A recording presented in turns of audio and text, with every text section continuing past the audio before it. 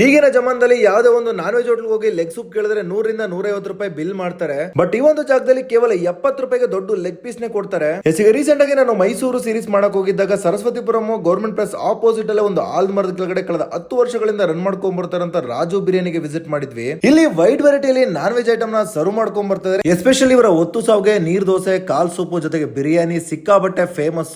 ಆ ಒಂದು ಕಾರಣಕ್ಕೆ ನಾವು ಇಲ್ಲಿ ಒಂದು ಒತ್ತು ಶಾವಿಗೆ ಮತ್ತೆ ನೀರ್ ದೋಸೆನ ತಗೊಂಡಿದ್ವಿ. ಅದಕ್ಕೆ ಕಾಂಬಿನೇಷನ್ ಆಗಿ ಪೆಪ್ಪರ್ ಚಿಕನ್, ಚಿಕನ್ ಮಂಚೂರಿಯನ್ ಮತ್ತೆ ಚಿಕನ್ ಫ್ರೈ ನ ತಗೊಂಡಿದ್ವಿ. ನಾವು ತಗೊಂಡಿದ್ದ ಪ್ರತಿಯೊಂದು ಚಿಕನ್ ಐಟಮ್ ಕೂಡ ತುಂಬಾ ಸ್ಪೈಸಿಯಾಗಿ ಸಖತ್ತಾಗಿತ್ತು. ಎಕ್ಸ್ಟ್ರಾ ಗ್ರೇವಿ ಜೊತೆಗೆ ಚಿಕನ್ ಪೀಸ್ ಹಾಕೊಂಡು ನೀರ್ ದೋಸೆನ ತಿಂತಾ ಇದ್ರೆ ಸಖತ್ತಾಗಿರುತ್ತೆ. ಇವರ ಬಿರಿಯಾನಿ ಕೂಡ ಲೈಟ್ ಆಗಿ ಸ್ಪೈಸಿಯಾಗಿ ಎಕ್ಸ್ಟ್ರಾ ಮಸಾಲಾ ಅನಿಸದೆ ಚೆನ್ನಾಗಿತ್ತು. ಫೈನಲ್ ಆಗಿ ನಾವು ಇವರ ಜಂಬೋ ಲೆಗ್ ಸೂಪ್ ನ ಟ್ರೈ ಮಾಡಿದ್ವಿ. ಕೇವಲ 70 ರೂಪಾಯಿಗೆ ಒಂದು ಲೆಗ್ ಸೂಪ್ ನ ಕೊಡ್ತಾರೆ.